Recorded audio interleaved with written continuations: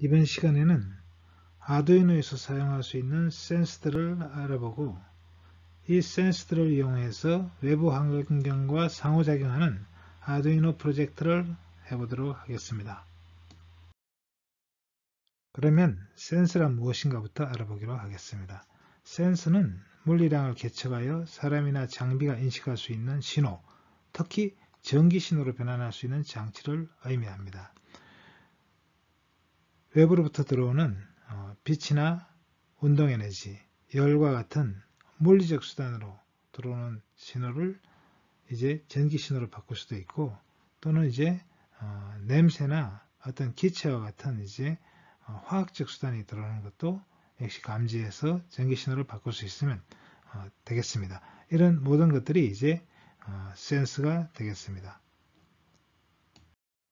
센스가 이제 그동안은 원리를 개략적으로 살펴보면 센스는 이제 입력 신호, 이것이 물리적이든 화학적이든 생체적이든 이런 신호들을 이제 소자가 이제 일단 감지를 해야 되겠죠. 그래서 이런 물리량, 화학적인 양, 생물학적인 양을 감지하는 일단 소자가 있어야 되고요. 이 소자를 의해서 어떤 전기 신호가 발생하면 이 신호를 이제 증폭을 시킨다든지 해서 전달을 해야 되겠습니다.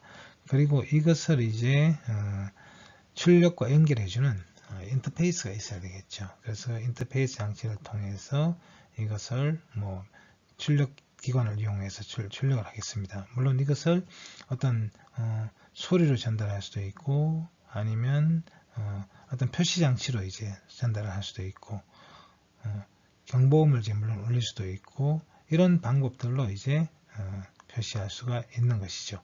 이것이 센스가 이제 그동안의 원리가 되겠습니다. 자, 센스가 하는 기능은 인간으로 말하면 감각기관에 해당하는 기능을 합니다. 우리 몸에는 여러 가지 이제 오감을 인식할 수 있는 이제 기관이 있는데 이것이 바로 센스에 해당된다고 할 수 있죠. 다시 말해서 우리가 눈을 통해서 세상을 볼 수 있죠. 이것은 시각이라는 기능이지만 또 이 시각과 비슷한 기능을 하는 게 광센서가 되겠어요. 빛을 감지하고 빛의 양을 이제 측정할 수 있는 센서. 그리고 우리 코는 또 냄새를 맡을 수 있는데 이것을 감지할 수 있는 화학 센서, 가스 센서가 이것이 암모니아냐 아니면 생선 비린내냐 이런 것들을 이제 감지할 수 있는 이런 센서, 산소를 감지할 수도 있고 CO2를 감지할 수도 있고 이런 센서가 이제 가스 센서가 되겠죠. 또 우리 귀는 소리를 듣는데 이것은 이제 음의 색이나 음의 진동수 이런 걸 감지할 수 있는 음향 센서가 이제 그 역할을 하겠고요. 우리는 맛을 감지하는데 미각을 사용합니다. 그러면 이제 맛을 내는 그런 분자들을 감지하는 이런 센서, 이제 맛 센서가 되겠죠. 그리고 우리는 또 손으로 이제 물체를 촉감으로 감지할 수 있는데 이것은 누르는 압력을 이제 통해서 감지할 수 있는 압력 센서가 거기에 해당이 되겠습니다. 그리고 이제 뇌는 이제 들어온 이런 시각 정보들을 처리하는 하나의 컴퓨터에 이제 해당이 되겠죠. 그렇게 비교해 볼 수가 있겠습니다. 그래서 인간의 오감과 센서가 하는 역할이 같다. 인간은 외부에서 오는 자극을 센서로 받아가지고 그 신호를 이제 신경 전달을 통해서 뇌로 보내는 거죠. 뇌는 컴퓨터와 같은 역할을 하고 거기에 따라 명령을 내려서 다시 또 근육을 움직이게 해서 반응을 하거나 또 위험할 경우에는 도망을 가게 하는 역할을 하겠습니다. 자, 인간의 감각과 센서를 비교해 볼 수 있는데요. 우리 인간의 이제 시각이라는 이런 감각, 이것을 감지하는 기관이 눈인데 이 역할을 하는 것이 센서에서는 광 센서가 되겠습니다. 그럼 빛을 감지하는 방법도 사실은 여러 가지 방법이 있죠. 이 빛이 이제 어떤 기전력의 차이를 발생시킨다면 광 기전력을 측정할 수 있고 또 빛이 전자가 튀어나오게 해서 전자가 도선을 따라 흐르게 하면 광전도 현상이 일어나죠. 그리고 튀어나오는 전자의 이제 튀어나오는 이제 양자, 빛의 양자, 이 광량자를 이제 방출하는 그런 효과로 감지할 수도 있고요. 그래서 이런 시각에 해당되는 기본적인 센서는 광 센서지만 이 광을 감지하는 현상은 여러 가지 물리 현상을 이용할 수가 있기 때문에 센서는 굉장히 다양하게 만들어질 수 있다 하는 것이죠. 그리고 청각도 마찬가지입니다. 우리는 이제 귀로 감지를 하지만 이것은 어떤 변이를 이제 감지할 수도 있고 또 압력의 변화를 감지할 수도 있어요. 그럼 압력의 변화에 의해서 전기가 발생하면 압전 효과를 이용할 수도 있고 또 전기 저항이 바뀜으로써 그 피해저 저항 효과 같은 것을 이용을 해서 감지할 수도 있습니다. 후각도 마찬가지죠. 후각은 코로 감지를 하지만 가스를 감지할 수도 있고 습도를 감지할 수도 있고 여러 가지 이제 가스의 종류에 따라 이제 분자들이 다른데 이 분자를 협착하는 이 효과를 이용해서 분자를 감지하는 그런 센서가 만들어질 수 있겠고요. 미각은 혀로 감지하지만 이것은 이제 역시 마찬가지로 화학적인 분자 협착을 효과를 이용해서 분자를 감지할 수가 있겠습니다. 그리고 촉각은 이제 피부로 감지하고 압력 변화로 주로 감지하는데 이것도 역시 압력에 의해서 이제 전기가 이제 발생하는 이런 압전 효과를 이용할 수도 있고요. 또 광전 효과를 이용할 수도 있습니다. 그리고 피부 감각은 온도 감각은 이제 피부로 감지할 수 있는데 이것도 역시 온도에 따라 저항이 달라지는 열저항 현상을 이용할 수가 있겠습니다. 자, 센서에서 작동하는 것이 이제 기계라고 하면 우리는 감각에 의해서 신호 처리를 해서 반응하는 것이 생체라고 할 수 있죠. 그래서 생체와 기계는 어떤 1:1 대응 관계가 있는데요. 외부에서 오는 이런 자극들을 이제 생체의 경우는 감각기관을 통해서 감지를 하고 이것을 뇌로 보내서 다시 뇌에서 근육으로 보내서 반응을 하게 하는 것이 이제 생체계라고 할 수 있고요. 기계의 경우는 외부의 자극을 센서가 감지하고 이것을 컴퓨터 내부에 있는 프로세서가 이것을 처리를 하고 이것을 다시 액추에이터 움직이게 하는 장치가 되겠죠. 이 액추에이터를 통해서 결국은 이제 구동을 하는 겁니다. 그래서 기계의 경우는 전기 신호와 그리고 이런 기계 장치 이것을 이제 같이 작동하는데 보통 이제 일렉트로닉스와 미케닉스를 합쳐서 메카트로닉스라고 하죠. 이런 메카트로닉스에 의해서 실제로 구동을 하게 되겠습니다. 자, 예를 들어서 이제 로봇 청소기를 든다면 로봇 청소기는 이제 일단 구동장치에서 이제 바닥을 굴러다니겠죠. 그래서 바닥을 이제 일단 감지를 해야 돼요. 여기가 바닥이냐 아니냐 이런 걸 감지를 해야 되고 또 장애물을 감지를 해서 피해갈지 말지 그런 걸 이제 초음파 센서로 감지해서 방향을 틀거나 방향을 틀게 하려면 또 어떻게 했습니까? 장애물을 감지했으면 다시 프로세서로 전달을 해서 이제 방향을 바꾸게 하는 것이죠. 그렇게 해서 이제 먼지를 또 진공 펌프를 가동해서 이제 먼지를 빨아들이게 되겠죠. 빨아들이고 그 다음에 필터를 거쳐서 이제 공기를 다시 배기구로 이제 방출하게 되겠습니다. 그리고 작업이 끝났을 때 또는 배터리가 다 떨어졌을 때는 이제 충전하는 위치를 파악을 해서 적외선 센서로 그것으로 다시 구동장치를 이용해서 구동을 해 나가게 되는 거죠. 이런 식으로 이제 반응을 하겠습니다. 이번 시간에는 아두이노에서 사용할 수 있는 센서들을 알아보고 이 센서들을 이용해서 외부 환경과 상호작용하는 아두이노 프로젝트를 해보도록 하겠습니다. 센서가 활용되는 예를 살펴보겠습니다. 센서가 활용되는 대표적인 예는 우리가 자주 사용하는 스마트폰입니다. 스마트폰 안에는 센서의 수가 계속 늘어나고 있습니다만 지금 수십 개의 센서가 활용되고 있습니다. 또 다른 예는 스마트 자동차입니다. 자동차 안에도 점점 센서의 양이 이제 늘어나고 있습니다. 100개 이상의 센서가 활용되고 있다고 합니다. 또 앞으로 이제 스마트 홈이나 아니면 이제 스마트 케어 또는 사회 안전을 위해서 많은 센서들이 사용되고 있습니다. 스마트폰 안에는 수십 개의 센서가 사용되고 있습니다. 대표적으로 갤럭시 노트 10의 경우는 42개의 센서가 탑재되어 있습니다. 스마트폰이 사용되기 전에 피치폰의 경우는 음성 마이크나 카메라 이미지용 센서가 있었습니다만 미세 전자제어 기술을 활용해서 스마트폰에서는 센서가 소형화되고 또 전력 소비량이 노출되면서 많은 센서를 탑재할 수 있게 됐습니다. 대표적으로 건접 센서는 스마트폰과 신체 간의 거리를 측정해서 반응을 하고요. 자이로 센서는 단말기의 회전 상태나 기울기를 인식을 하고, 가속도 센서는 단말기가 움직이고 있는 이동 상태를 감지하고, 지자기 센서는 지구자기장의 세기를 측정해서 방위를 측정하는 데 쓸 수가 있고요. 그리고 온도 습도 센서는 주위 환경의 온도와 습도를 파악하고, 기압 센서는 기압 변화를 측정합니다. 그 외에도 휴대폰을 터치했을 때 터치 센서가 작동하고, 또 밝기를 감지하는 조도 센서 등이 탑재되어 있습니다. 자, 스마트폰에 탑재되는 센서의 수는 2010년에 10개 정도였다면 2015년에는 20개 정도가 되고, 2020년도에는 40개 이상의 센서가 탑재되고 있습니다.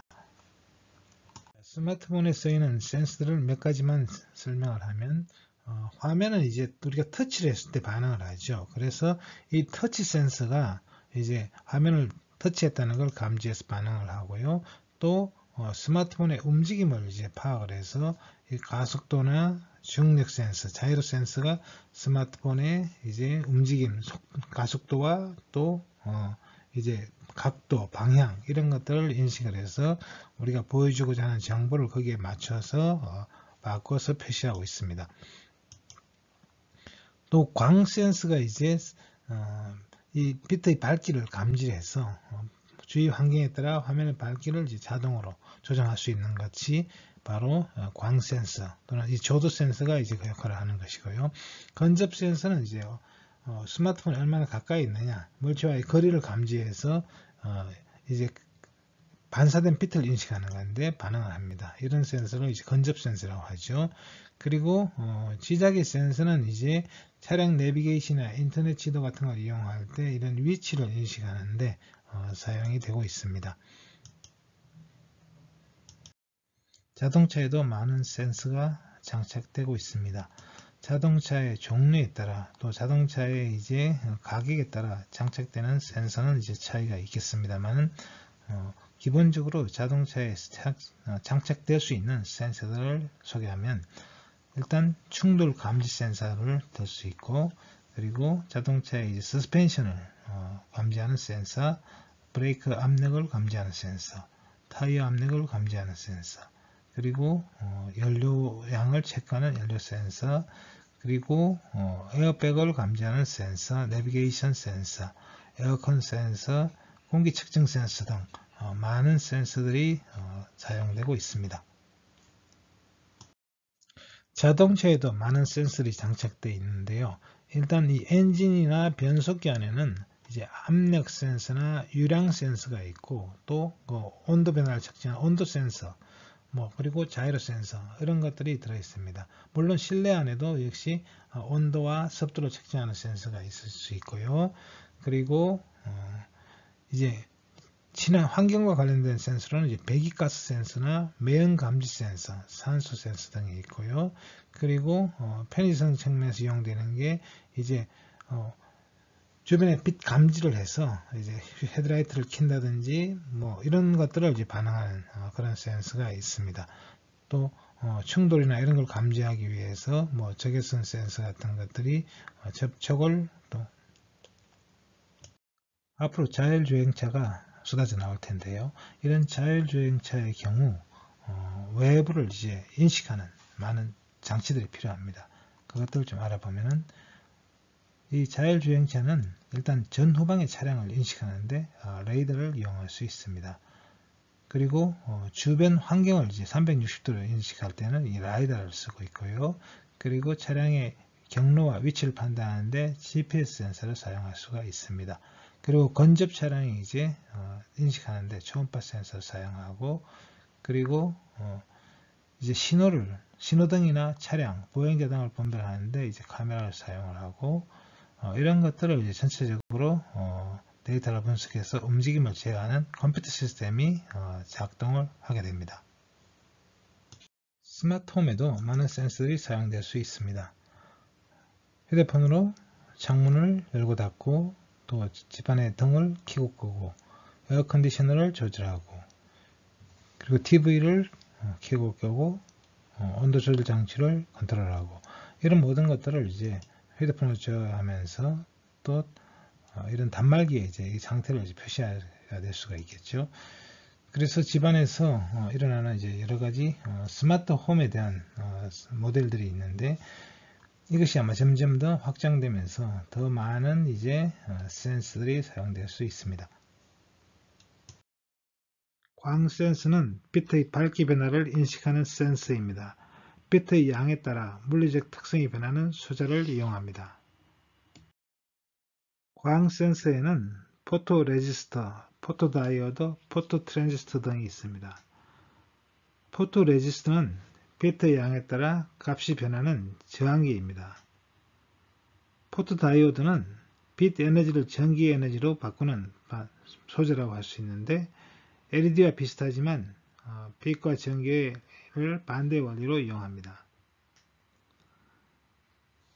포토 트랜지스터는 포토 다이오드처럼 빛 에너지를 역시 전류로 바꿉니다. 포토 다이오드보다는 반응 속도는 느리지만 정폭 작용을 통해 빛을 전류로 바꾸는 기능이 우수합니다. 우리는 이제 포토 레지스터를 많이 사용할 것입니다. 그래서 포토 레지스터 좀 더 알아보면 비트 양에 따라 값이 변하는 저항기인데, 이 저항값이 수십 메가오음에서 수 킬로오음까지 떨어집니다. 특성은 가시광선이 없는 곳에서는 절연체처럼 전류가 흐르지 않다가 가시광선이 닿으면 도체처럼 전류가 흐릅니다. 장점은 가격이 저렴하여 간단하게 활용할 수 있다는 것이고, 단점은 반응 속도가 느리고 광량에 따른 출력 특성이 정밀하지 않다는 것입니다. 정밀하게 측정하고자 할 때는 포토다이오드나 포토 트랜지스터를 이용해야 합니다.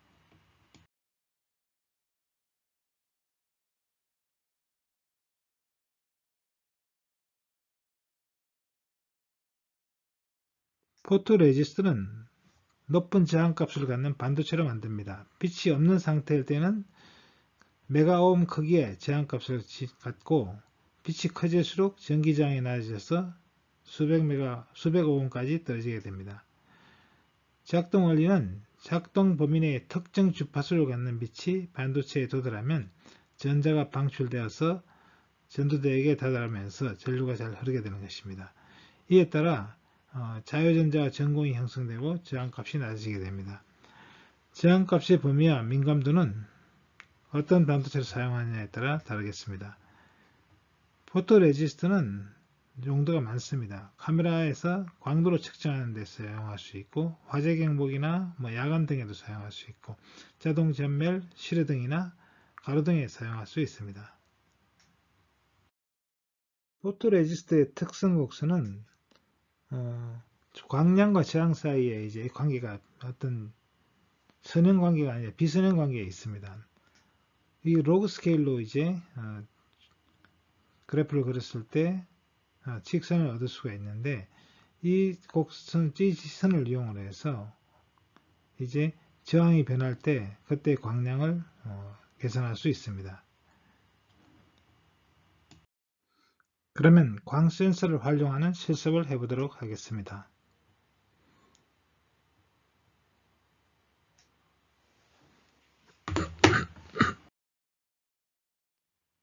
그러면 포토레지스트를 이용하여 조도를 측정하는 장치를 만들어 보겠습니다.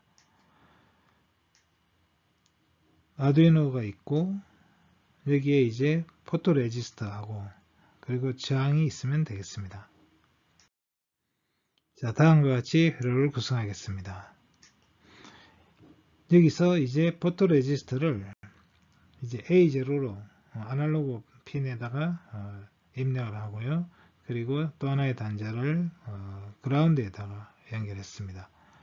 그리고 이 포토레지스트를 이제 풀업 저항을 하나를 연결했는데, 이 풀업 저항의 크기는 20kΩ짜리가 되겠습니다. 코드를 작성해 보도록 하겠습니다. 자, 아날로그 핀 A0 핀을 나타내는 변수로 센스를 도입했고, 그리고 이 값을 나타내는 변수로 벨을 도입했습니다. 그리고 0으로 초기화했습니다. 셋업에서 시리얼 비긴을 설정해 주고요. 그리고 루프 함수에서 아날로그 리드로 이 A0 핀의 값을 읽어드렸습니다. 그리고 그 값을 이제 벨이라고 했죠. 자, 그리고 이 벨 값을 이제 주려고 했습니다. 이 아날로그 리드는 0에서 1023까지의 값을 읽어드리죠. 그리고 그것을 이제 우리가 변환을 하려고 하는데 맵이라는 함수를 이용해서 이 밝기를 이제 0에서 1023까지의 값을 이제 100에서 0으로 지금 하려고 합니다. 이게 숫자가 크면 클수록 이제 어두워지니까 그래서 이걸 반대로 이제 제일 밝을 때를 100이라 하고 제일 어두울 때를 0으로 이렇게 설정을 했습니다. 자, 그리고 그 값을 출력을 하도록 하겠습니다. 그리고 1초간 딜레이를 주고 계속 측정을 1초마다 측정하도록 이렇게 코드를 작성했습니다. 자, 그러면 코드를 이제 실행해 보도록 하겠습니다.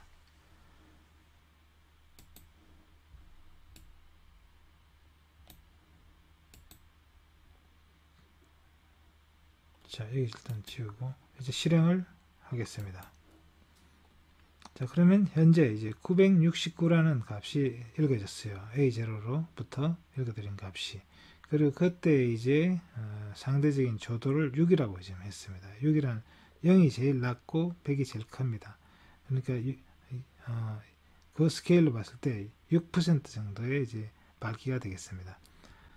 자, 그리고 이제 이 포토 레지스터의 값을 조금 바꿔보도록 하겠습니다.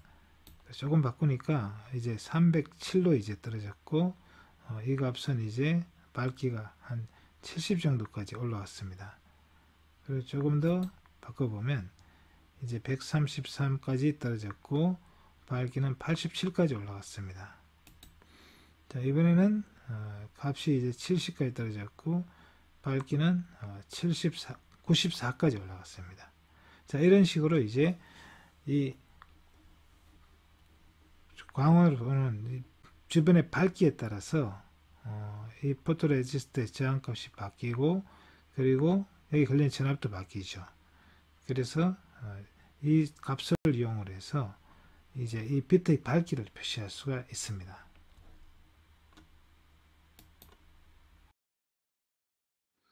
그러면 광 센서를 활용하는 실습을 해보도록 하겠습니다.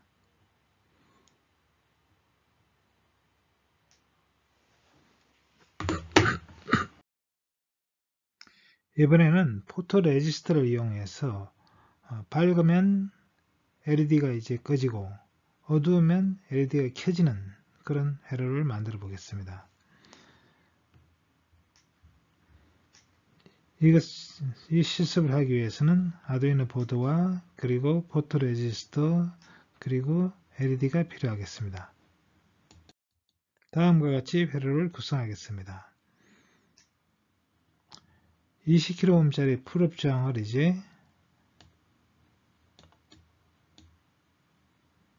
이 포토 레지스터의 풀업 저항으로 이렇게 연결했습니다. 5V에 연결했습니다. 그리고 또 하나는 LED를 연결해야 되겠죠. LED는 5분 핀에다 연결했습니다. 그리고 저항은 225Oh짜리를 쓰도록 하겠습니다. 자, 코드를 보겠습니다. 일단 LED는 5분 핀으로 지금 연결했고요. 그 다음에 셋업 함수에서 시리얼 통신을 설정하고 그리고 LED를 이제 아웃풋으로 불을 켜야 되니까요. 그리고 디지털 라이트에서 LED를 일단 꺼뒀습니다. 자, 그리고 루프 함수에서 이제 아날로그로 A0 핀으로부터 이제 아날로그 신호를 읽어드려야 되겠죠. 그리고 이 밸류 값을 이제 0에서 1023까지 값을 읽어드릴 텐데 이것을 0에서 100으로 이제 이렇게 매핑을 했습니다. 맵 함수를 이용해서. 그리고 그 변수를 이제 %라고 했고요. 자, 그리고 %를 출력해 봤습니다. 그리고 %가 10보다 크면은 이제 디지털 라이트 LED에서 이걸 하이 이제 켜게 되는 거죠. 이 숫자가 높으면 높을수록 이제 어둡습니다. 그래서 10보다 커지면 이제 켜도록 하겠습니다. LED를. 그리고 그 반대로 이제 10보다 작을 때는, 이하일 때는 로우 LED를 끄겠습니다. 자, 그리고 1초간 딜레이를 하고 코드를 종료했습니다.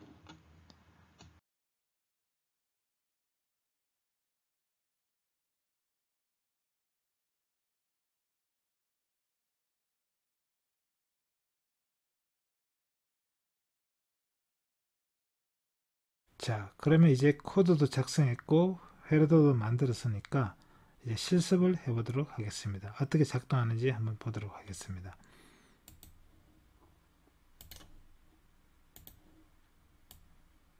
회로 구성은 다 되어 있고 그 다음에 코드도 다 이렇게 입력을 했습니다. 자, 5번 핀 LED를 했고 섀도우 함수에서 이제 시리얼 비긴 설정했고 LED를 아웃풋으로 그리고 LED를 이제 로우로 일단 디지털 로우로 설정했습니다. 그리고 아날로그 리드로 A0 핀의 값을 읽어드리고 있고 그리고 맵 함수를 이용해서 0에서 1023까지의 값을 0에서 100까지의 값으로 바꿨습니다. 그리고 이 10보다 크면은 이제 LED를 하이 켠다는 이야기죠. 그리고 10 이하일 때는 로우 끈다는 이야기가 되겠습니다. 자, 이렇게 코드가 작성되어 있습니다. 자, 그러면 실행을 하도록 하겠습니다. 자, LED가 지금 켜졌습니다. 지금 94니까 10보다 크죠. 그러니까 LED가 켜졌습니다. 자, 그러면 이 포토레지스트를 한번 보죠. 포토레지스트 잘 안 보이는데 예, 포토레지스트가 지금 있습니다. 여기서 이 포토레지스트 값을 이제 바꿔보겠습니다. 지금 30까지 떨어졌습니다. 그래도 여전히 켜져 있죠.